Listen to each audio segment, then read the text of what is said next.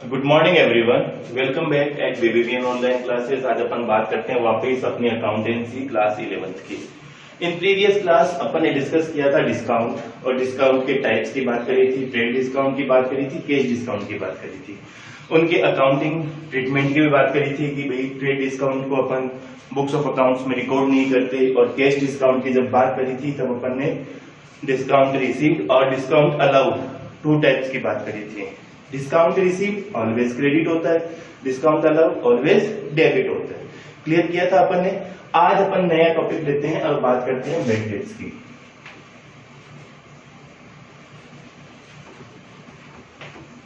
Bad debts, देखिए bad debts होता क्या है, पहले अपन ये चीज क्लियर करें कि बैड डेट्स होता क्या है। जब अपन ने टर्मिनोलॉजी की बात करी थी तब भी अपन ने बैड डेट्स की बात करी थी।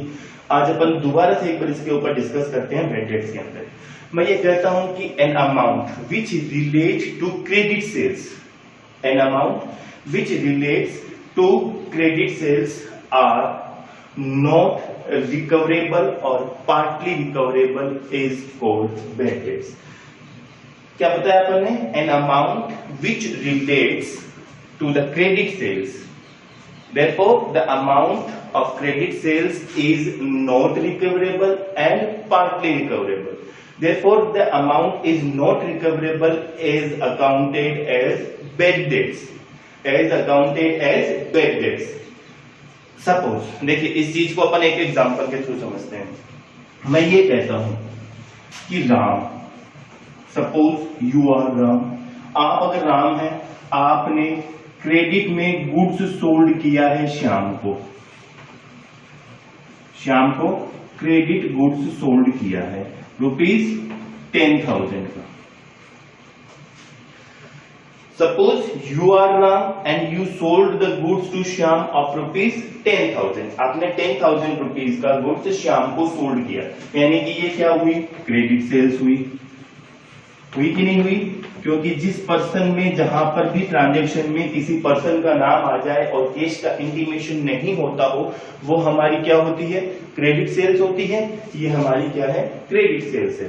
तो ये क्रेडिट सेल्स से जो अमाउंट बिलोंग करती है और जो इररिकवरेबल है या पार्टली रिकवरेबल है, पार्टली रिकवरेबल है, वो अमाउंट हमारी क्या बन जाती है? Bad dates. वो हमारी क्या बन जाती है? Bad dates. अब इसको अगर अपन अपनी ऑन लैंग्वेज में कहें तो जो उधार में सामान आपने बेचा है उसका पैसा अगर नहीं आता है तो उसको क्या कहते हैं? पैसा डूब जाना, कि वो पैसा हमारा डूब गया। देखिए सपोज एक एग्जांपल और करते हैं। सपोज आपकी कोई शॉप है और मैं आपकी शॉप पर आया, आपका नोन, आप जानते हैं कि भाई सर आए हैं हमारे पास गुड्स खरीदने के लिए। मैंने आपसे कोई भी सब गुड्स परचेज किया, खरीदा, यानी कि आप सेलर और मैं बायर, आप सेलर। आपसे मैंने गुड्स खरीदा और आपने किसी भी रीजन से, समझ लो कि भाई आप सर हैं या रिस्पेक्ट के हिसाब से आपने पैसे मांगे नहीं और मैंने भूलवश पैसे दिए नहीं, और मैंने ये कहा कि बेटा ये पैसे मैं आपको आफ्टर 1 मंथ पे कर दूंगा। क्या कहा? कि ये पैसा मैं आपको आफ्टर 1 मंथ पे कर दूंगा। क्रेडिट सेल्स हुई आपके हिसाब से। तो आपके लिए मैं कौन हूं? डेटर्स हूं ना। तब अपन एक बात करी थी कि क्रेडिट सेल्स जब भी होती है तो वो किसको क्रिएट करती है? डेटर्स को क्रिएट करती है कि नहीं करती? यानी कि आपके लिए मैं डेटर्स हूं, मैं आपको पैसे दूंगा। किस बात के? आपसे मैंने गुड्स खरीदा है, उस बात के पैसे दूंगा, तो मैं आपके लिए डेटर्स हूं। बट आफ्टर 1 मंथ मैं वो पैसा देना भूल जाता हूं, मेरे दिमाग से ये चीज स्किप हो जाती है कि मेरे को पेमेंट करना है, और आपने भाई रिस्पेक्ट के हिसाब से या ये समझ लो कि भाई ठीक है सर है, दे देंगे पैसा, आपने मेरे से पैसा मांगा नहीं। वो चीज क्या हुई? After and of the accounting year, यानी कि 31 मार्च को जब आप अकाउंट्स क्लोज करते हैं उस टाइम तक आपका ये पैसा मैंने पे नहीं किया। अब आपने क्या कहा? आपने ये किया कि आपने उस चीज को एज ए बैड डेट्स मानते हुए रिटर्न ऑफ कर दिया। क्या कर दिया? बैड डेट्स मानते हुए रिटर्न ऑफ कर दिया। यानी कि ये जो बैड डेट्स आपने उसको मान लिया, ये आपके लिए लॉस है ना, बिजनेस के लिए क्या है, loss. Therefore bad debts is the loss of business, and loss of business होने की वजह से अपन इसको क्या करते हैं, डेबिट कर देते हैं।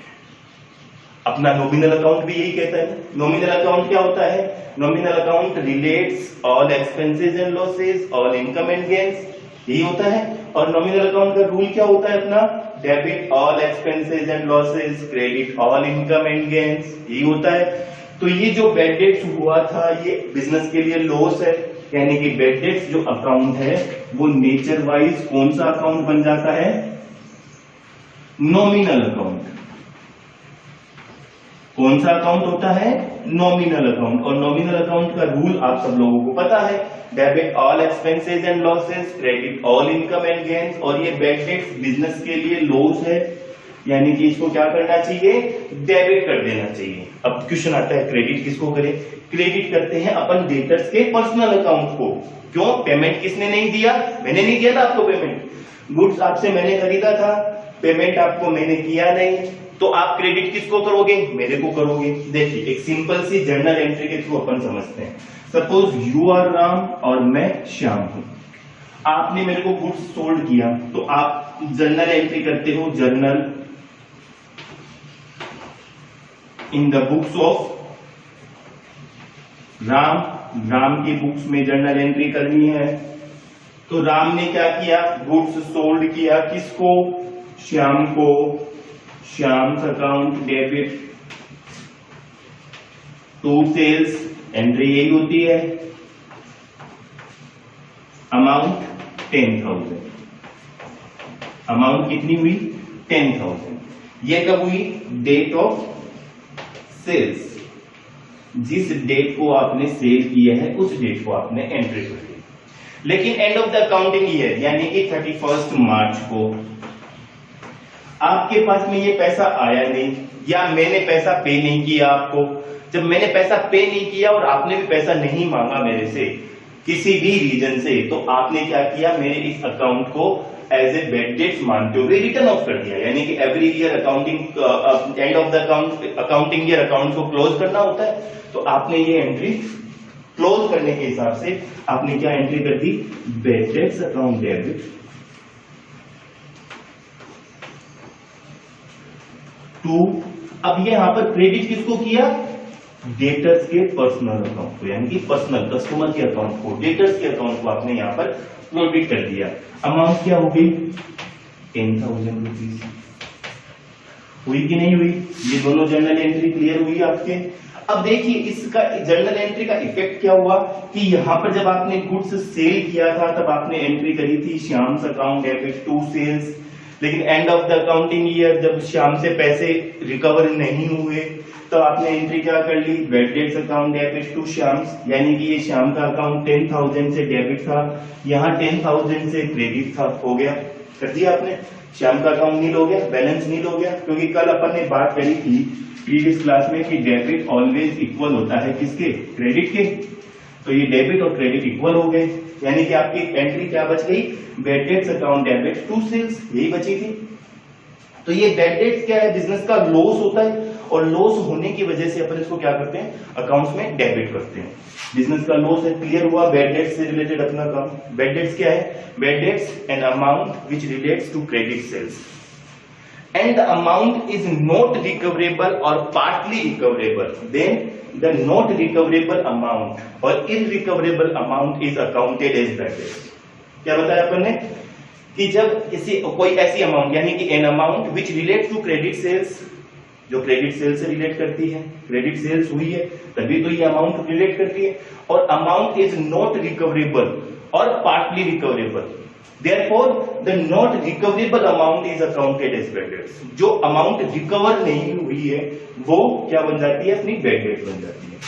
देखिए यहाँ पर तो ये क्या था कि fully amount is not recoverable अपन ने एक्सेप्ट कर लिया, अज्यूम कर लिया था, लेकिन इसी एग्जांपल को मैं यह कह देता हूं कि जो श्याम को आपने गुड्स सेल किया, due to some reason Shyam become an insolvent और बैंकक्रप्ट, श्याम के पास में पैसा नहीं था, उसने क्या किया, इसका पार्ट पेमेंट किया, यानी कि श्याम ने 60% पेमेंट आपको कर दिया।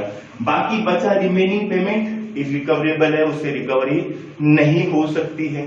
तो उससे जब रिकवरी नहीं होगी तो 10,000 का 60% कितना पेमेंट किया श्याम ने? 6,000। अब इरिकवरेबल अमाउंट कितनी हुई? 4,000 हुई कि नहीं हुई? टोटल गुड्स आपने कितनी अमाउंट का सेल किया था? 10,000 का किया। 10,000 में से श्याम ने पार्टली पेमेंट किया है 60% अमाउंट का। तो 10,000 का 60% अपन कैलकुलेट करते हैं 6,000, यानी कि जो पैसा इरिकवरेबल है अमाउंट वो कितनी है? 4,000। अब आप जनरल एंट्री क्या करेंगे? डेट ऑफ सेल्स को जब आप एंट्री करेंगे तब आप एंट्री करेंगे Shyam's account debit to sales 10,000 rupees से। सेकेंड एंट्री, श्याम ने आपको पार्टली पेमेंट किया तो आप एंट्री करेंगे कैश अकाउंट डेबिट। कितना पेमेंट मिला आपको? 6,000 रुपीज।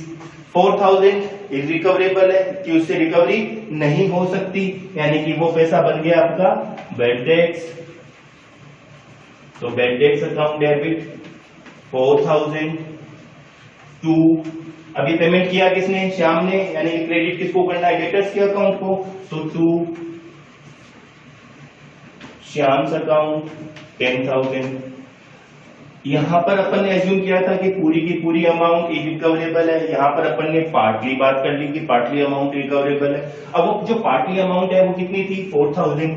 अब वापिस अपन वही चेक करते हैं कि शाम को आपने डेटर्स बनाया था, क्रिएट किया था क्रेडिट सेल्स की वजह से, कितने अमाउंट से? 10,000 से।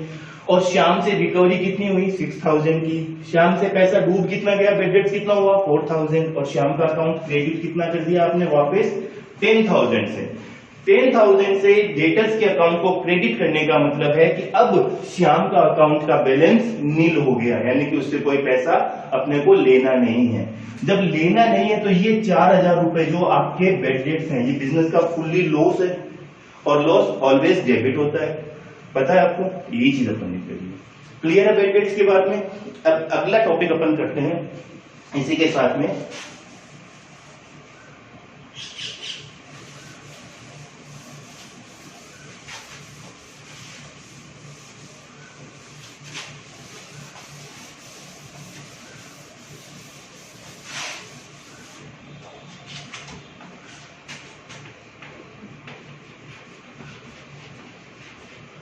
Bad debts recovered account. अब बैड डेट्स रिकवर्ड क्या होता है? अपन एक चीज अपन ये कहते हैं कि an amount which relates to credit sales and are not recoverable या not partly recoverable is called bad debts. तो मैं यहां पर ये कह देता हूं कि an amount which relates to debtors which was earlier written of as bad debts, जिसको कि आपने पहले बैड डेट्स मानते हुए रिटर्न ऑफ कर लिया। End of the accounting year अपन ने यहाँ पर एंट्री करी थी, शाम को क्रेडिट किया था, बैड डेट्स को डेबिट किया था।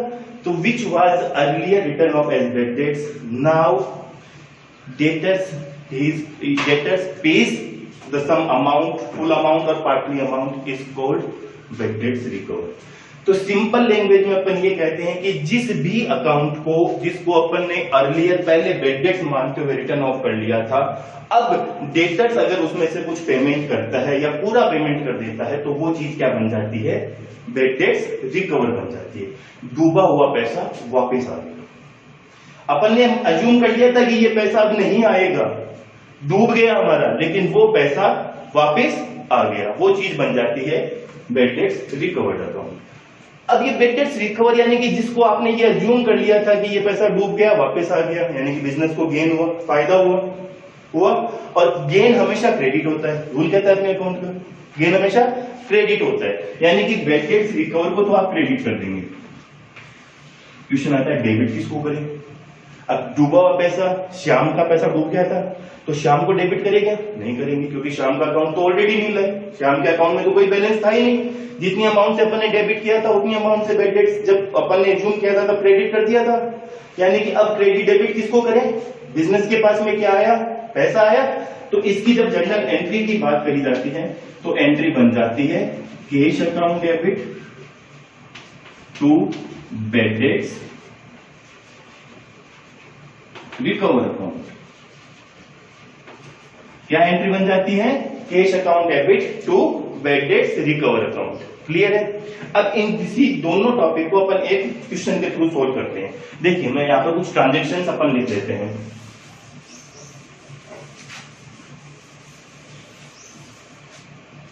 अपने बुक के ही ट्रांजेक्शन अपन ले लेते हैं।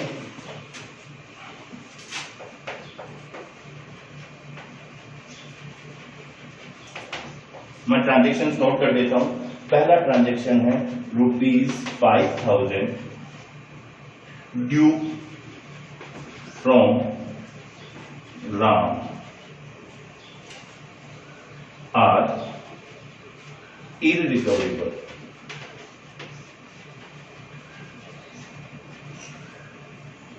सेकेंड ट्रांजेक्शन मैं यहां पर लिख देता हूं, सोहन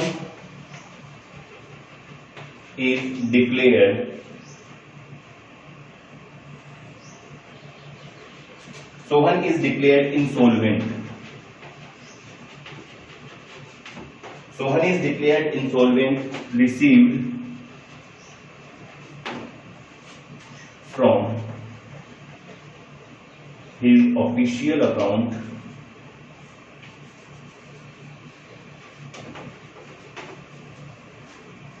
ऑफिशियल रिसीवर कर देते हैं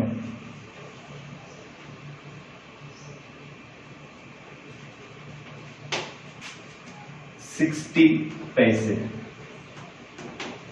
इन ए रूपी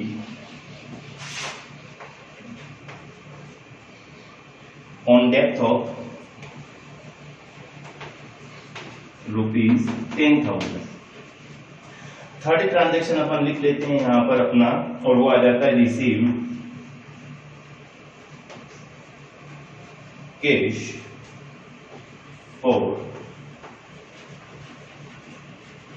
बैड डेट्स रिटर्न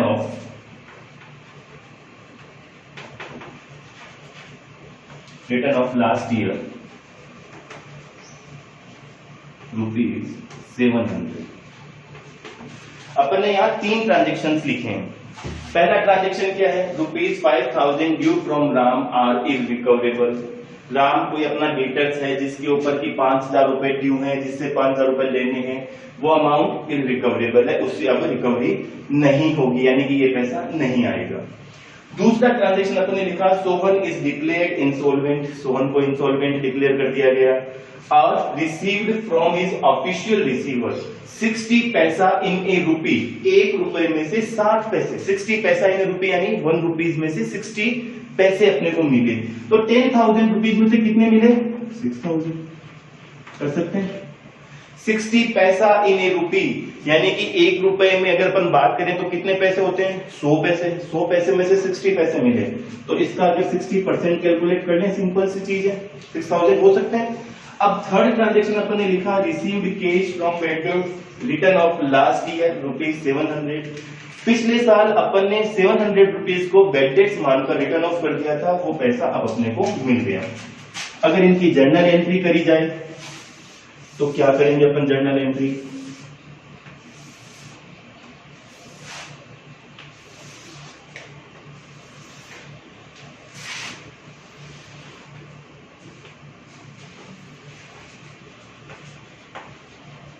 जर्नल, ये कॉलम डेट का होता है अपना, पर्टिकुलर एलएफ डेबिट और ये क्रेडिट। पहला ट्रांजेक्शन क्या है, due from Ram are irrecoverable. Ram से जो पैसा लेना था वो अब इररिकवरेबल है, यानी कि अभी हमारा क्या बन गया? बैड डेट्स बन गया। अभी अपन ने बात करी थी, मीनिंग बताया था बैड डेट्स का, और ये बैड डेट्स बिजनेस के लिए लॉस है, तो अपन एंट्री क्या कर देते हैं, bad debts account debit to Ram's account. Credit किसको करना है? डेटर के अकाउंट को, अमाउंट 5,000। नरेशन अपन लिख सकते हैं, बीइंग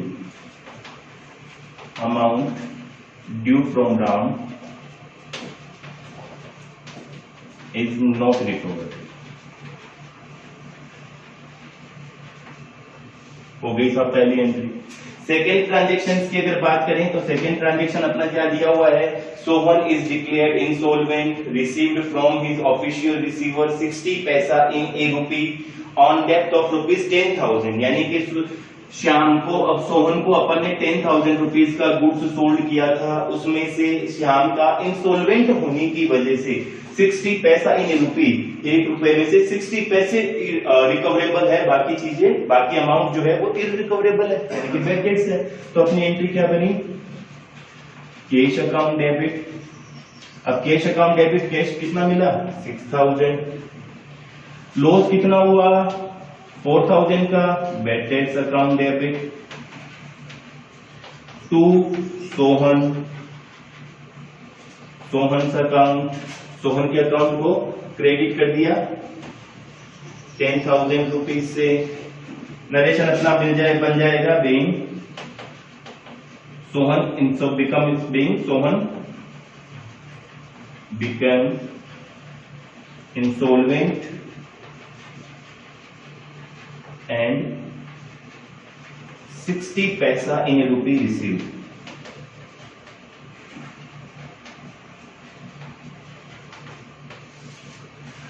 थर्ड ट्रांजेक्शन की अगर बात करें तो थर्ड ट्रांजेक्शन क्या है, received cash from bad debts return of last year ₹700, यानी कि 700 रुपए को 700 रुपीज को अपन ने लास्ट ईयर क्या कर लिया था, बैड डेट्स मान लिया था। अब वो चीज रिकवर हो गई, डूबा हुआ पैसा अगर वापस आता है तो वो क्या बनता है, बैड डेट्स रिकवर बनता है कि नहीं बनता। तो अपने पास क्या बन गया, एंट्री क्या होगी, कैश अकाउंट डेबिट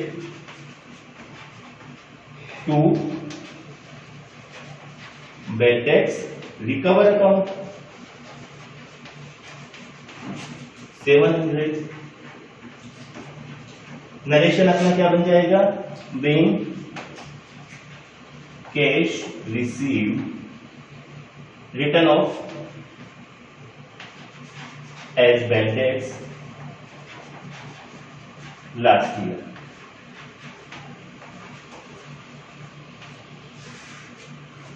होगी जनरल एंट्री, यानी कि जो चीज अपन ने आज बात करी कि बैड डेट्स क्या होती है, बैड डेट से रिलेटेड जनरल एंट्री क्या होनी चाहिए, बैड डेट्स रिकवर क्या होता है, बैड डेट्स रिकवर से रिलेटेड जनरल एंट्री क्या होती है, दोनों चीजें अपन ने एक्सप्लेन करी।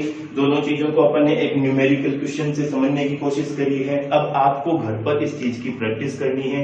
बैड डेट से रिलेटेड और बैड डेट्स रिकवर से रिलेटेड जितनी भी ट्रांजेक्शन है उनकी जर्नल एंट्री करनी है, जर्नलाइज करना है। इन नेक्स्ट क्लास यानी कि अपनी अगली क्लास में अपन बात करेंगे आउटस्टैंडिंग एक्सपेंसेस की, प्रीपेड एक्सपेंसेस की, अनअर्न्ड इनकम की और अक्रूड इनकम की। Thank you.